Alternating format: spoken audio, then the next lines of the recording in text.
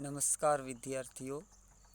એને semester 1 paper number 5 શિક્ષણનું સમાજશાસ્ત્ર, એમાં આપણે આગળ શિક્ષણના કાર્યો એ ટોપિક ઉપર આપણે આગળ જોયું કે આદિવાસી સમાજમાં શિક્ષણના કાર્યો કેવા હતા. તો ત્યાર પછી હવે આપણે એમાં આગળનો ટોપિક છે બ્રિટિશ કાળ પૂર્વેના ભારતીય સમાજની શિક્ષણ વ્યવસ્થાના કાર્યો. કે જે અંગ્રેજોનો સમય હતો એ પહેલાં ભારતીય શિક્ષણમાં ભારતની જે શિક્ષણ વ્યવસ્થા હતી એના કયા કયા પ્રકારના કાર્યો હતા. તો એમાં આપણે જોઈએ તો ત્યારનું શિક્ષણ છે એ ધાર્મિક જરૂરિયાતવાળું હતું. પરંપરાઓ, સાતત્ય, શિક્ષણ વ્યવસ્થાનું આ મુખ્ય કાર્ય હતું. સંસ્કૃતિ ટકાવવી, કારણ કે શિક્ષણમાં ત્યારે ધાર્મિક જરૂરિયાતોને વધારે મહત્ત્વ આપવામાં આવતું હતું. ધર્મ અને ઈશ્વરની સર્વોપરી સત્તાના ધર્મ અને કર્મની ફિલોસોફી પર આધારિત અને ધર્મનું અને સંસ્કૃતિનું સંક્રમણ કરવાનું શિક્ષણનું મુખ્ય કાર્ય રહેતું હતું. સામાન્ય લોકોની સમક્ષ ધર્મનું અર્થ નિરૂપણ કરી ધાર્મિક વિધિ વિધાનોની જરૂરિયાત પૂરી પાડી શકે અને સંસ્કૃતિને ટકાવી રાખવી, આ બાબતો ઉપર ખાસ ભાર મૂકવામાં આવતો હતો. અને ધાર્મિક ગુરુઓ તૈયાર કરવા, ધર્મની માન્યતાઓ ટકી રહે, વિધિ વિધાનો ટકી રહે, આ બાબત ઉપર ખાસ ભાર મૂકવામાં આવતો હતો. પવિત્ર અપવિત્રતાના ખ્યાલ ઉપર જે રચાયેલ જ્ઞાતિ વ્યવસ્થા હતી, તો એમાં જે બ્રાહ્મણો હતા એ જ શિક્ષણ આપી શકતા હતા. એ જ્ઞાતિ વ્યવસ્થામાં પોતપોતાની જ્ઞાતિના ધર્મ અને કર્મને અન્ય જ્ઞાતિઓ સાથેનો સંબંધ અને એના ધોરણોને નવી પેઢીમાં સંક્રમિત કરવા, આ શિક્ષણ વ્યવસ્થાનું મુખ્ય કાર્ય રહેતું હતું. ત્યાર પછી જીવન નિર્વાહ માટેની જે અર્થવ્યવસ્થા ટકાવી રાખવાની હતી, એમાં ખેતી, હસ્ત ઉદ્યોગ, નાના વેપાર, આવા દરેક કૌશલ્યો અને યંત્ર વિદ્યાનો ઉપયોગ નવી પેઢીને શીખવાડવો, આ પણ શિક્ષણનું મુખ્ય કાર્ય રહેતું હતું. તો આ અમુક શિક્ષણના મુખ્ય કાર્યો બ્રિટિશ કાળ પૂર્વેના જે હતા એ આ પ્રકારના રહેતા હતા. ત્યાર પછી એમાં આપણે હવે આગળ જોઈએ તો બ્રિટિશ કાળ પૂર્વેના ભારતીય સમાજની શિક્ષણ વ્યવસ્થાનું રચનાતંત્ર કેવું હતું. કે જે શિક્ષણ વ્યવસ્થા હતી તો ત્યારનું જે રચનાતંત્ર હતું, તો એમાં બે પ્રકારના રચનાતંત્ર હતા. એક પ્રાથમિક અને સામાજિકીકરણ. આ પેલું રચનાતંત્ર હતું પ્રાથમિક અને સામાજિકીકરણનું. કે એમાં પ્રાથમિક શાળાઓમાં સ્થાનિક શિક્ષણ છે આપવામાં આવતું હતું. એનો જે ઊંચ નીચની જ્ઞાતિઓ છે એ જ્ઞાતિઓને દરેકને પોતાની જે માન્યતાઓ અને પરંપરાઓ છે ટકી રહે, એવી રીતના કુટુંબમાં એનું શિક્ષણ કાર્ય થતું. કે એ વ્યક્તિ કુટુંબમાંથી શીખતો કે શું આપણી પરંપરાઓ છે, શું મૂલ્યો છે, જરૂરિયાતો કુટુંબની કેવી છે, કુટુંબનો મોભો કઈ રીતના જળવાવો જોઈએ, આ બાબતો ઉપર ખાસ ભાર મૂકવામાં આવતો. અને પુરુષ જાતિને જે છે એને ચડિયાતાપણી તરીકે મહત્ત્વ આપવામાં આવતું. અને વડીલોની સત્તા છે એ કુટુંબ ઉપર રહેતી.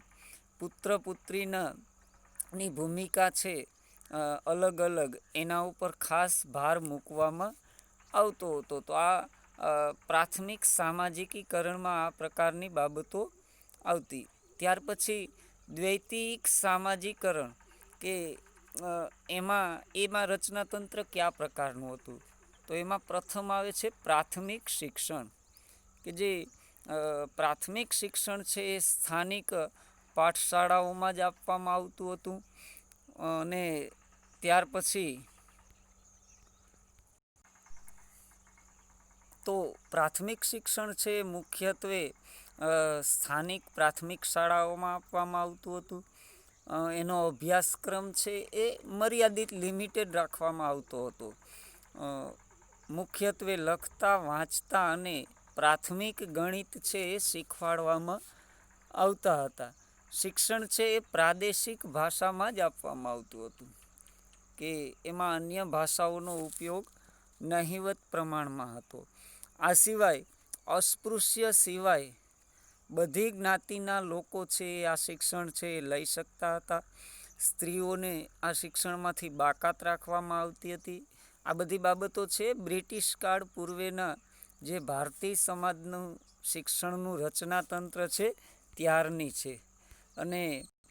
અને બ્રિટિશ કાળ પૂર્વે આવી રીતના શિક્ષણ આપવામાં આવતું. મોટે ભાગે શિક્ષકો તરીકેની કામગીરી છે એ બ્રાહ્મણો દ્વારા જ કરવામાં આવતી. મુસ્લિમ સમુદાય માટે અલગ પ્રાથમિક શાળાઓ હતી. આમ છતાં કેટલાક મુસ્લિમ બાળકો હિન્દુઓની શાળાઓમાં અને કેટલાક હિન્દુ બાળકો મુસ્લિમોની શાળાઓમાં અભ્યાસ કરતા હતા. તો આ પ્રાથમિક શિક્ષણ આ પ્રકારનું બ્રિટિશ કાળ પૂર્વે હતું. ત્યાર પછી ઉચ્ચ ધાર્મિક શિક્ષણ, કે એક ધર્મ બાબતનું પણ શિક્ષણ છે એ આપવામાં આવતું હતું. હિન્દુઓને પાઠશાળાઓમાં અને મુસલમાનો માટે મકબરો એમાં શિક્ષણ આપવામાં આવતું હતું. આ સંસ્થાઓ વિશિષ્ટ પ્રકારની હતી, કે આમાં જે શિક્ષણ આપવામાં આવતું એમાં ધાર્મિક ગ્રંથોમાં જે પવિત્ર શિક્ષણ સંગ્રહાયેલું હતું એ શિક્ષણ આપવામાં આવતું. એમાં ધાર્મિક જ્ઞાનને જાળવી રાખવાની, લોકો માટે ધર્મનું અર્થઘટન કરી ધાર્મિક વિધિ વિધાનો માટેની જરૂરિયાતો પૂરી પાડી શકે, ધર્મ પ્રત્યે લોકોની શ્રદ્ધા છે એ કાયમી માટે ટકી રહે, આ બાબત છે એ પંડિતો અને મૌલવીઓ દ્વારા ખાસ ધ્યાનમાં રાખવામાં આવતી હતી. અને મોટે ભાગે આ શિક્ષણ છે એ બ્રાહ્મણો જ લઈ શકતા હતા. આ શિક્ષણ પામેલ બ્રાહ્મણ અને પંડિતો એ જ લોકો આ શિક્ષણ જે મેળવેલું હોય એ અન્યને શિક્ષણ આપી શકતા. ત્યાર પછી શિક્ષકો છે એ પગારદાર શિક્ષકો નહોતા. એમનો જે નિભાવ ખર્ચ છે એ રાજ્ય તરફથી અથવા શ્રીમંત નાગરિકો તરફથી જે એને સહાય મળતી એમાંથી એમનો નિભાવ થતો. શિક્ષણનું ધ્યેય એ અસ્તિત્વ ધરાવતા જે ધાર્મિક ગ્રંથોમાં જે સંગ્રહાયેલું જ્ઞાન છે એનું અર્થઘટન કરી અને નવી પેઢીને શીખવાડવું. અને નવી પેઢી છે એ આ મૂલ્યો આ પરંપરાઓ જાળવી રાખે એના ઉપર ખાસ ધ્યાન દેવામાં આવતું. અને જે ધાર્મિક વાદ વિવાદ, ચર્ચા, સ્વતંત્ર વિચાર શક્તિ, આ બાબતો છે એમાં જોવા મળતી નહોતી. ત્યાર પછી જે એમાં રચનાતંત્રમાં જે ત્રીજું છે ધંધાકીય શિક્ષણ, કે કૌશલ્યોનો વિકાસ થાય અને વ્યક્તિ છે એ પોતાની આવડત પ્રમાણે પોતાનો બિઝનેસ ધંધો પોતાના અર્થોપાર્જન માટે પ્રવૃત્તિ કરી શકે એના માટેનું પણ શિક્ષણ આપવામાં આવતું હતું. એમાં ખેતી, હસ્ત ઉદ્યોગ, વેપારને લગતા જરૂરી જે ધંધાકીય જ્ઞાન છે અને જે કૌશલ્યો છે એનો પણ ઉમેરો થતો. જરૂરી કૌશલ્યો છે એનો કુટુંબમાં જ વિકાસ થતો હતો, કે જે વડીલોની દેખરેખ અને દોરવણી હેઠળ જ એ લોકોને શીખવવામાં આવતું હતું. કે ખેતી છે તો ખેતી કુટુંબના સભ્યો પાસેથી શીખવામાં આવતી, હસ્તકળા છે તો હસ્તકળા છે એ પણ એવી રીતના શીખવવામાં આવતી હતી. અને સ્વતંત્ર વિચાર શક્તિથી પોતે છે એ પોતાના ધંધામાં ફેરફાર કરી શકે. આ સમાજ નાના પાયાનો હોવાથી તેમાં રિવાજ અને ધર્મનું પ્રાબલ્ય હોવાથી મોભો અને સ્થાન છે એ અર્પિત દરજ્જાના ધોરણે આપવામાં આવતો, કે જે કુટુંબમાં વ્યક્તિનો જન્મ થયેલો હોય તો એ કુટુંબ પ્રમાણે એને દરજ્જો મળતો. અને એ માતા પિતા છે એ શિક્ષકો પાસે પોતાના સંતાનોને યોગ્ય કૌશલ્યો શીખી શકે એ માટે એને ત્યાં મૂકવામાં આવતા અને એવી અપેક્ષાઓ રાખવામાં આવતી હતી. નવી પેઢીએ સમાજમાં કયા સ્થાનો માટે આકાંક્ષા કેળવવી અને કયા સ્થાનો માટેની કેળવણી લેવી એ શિક્ષકો છે એ સારી રીતના આમાં શીખવાડવામાં આવતું. શિક્ષક પણ સમાજ વ્યવસ્થાના ધોરણો અને અપેક્ષાઓ તેમજ વિદ્યાર્થીઓ સામાજિક પાશ્ચ ભૂમિકાની જાણકારી ધરાવતા હતા.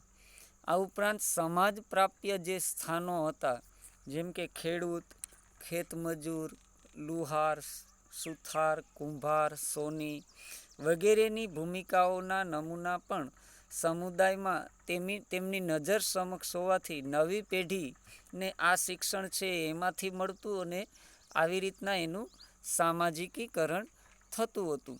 તો આ રીતના જે બ્રિટિશ કાળ પૂર્વેના ભારતીય સમાજની જે શિક્ષણ વ્યવસ્થાનું રચનાતંત્ર હતું એ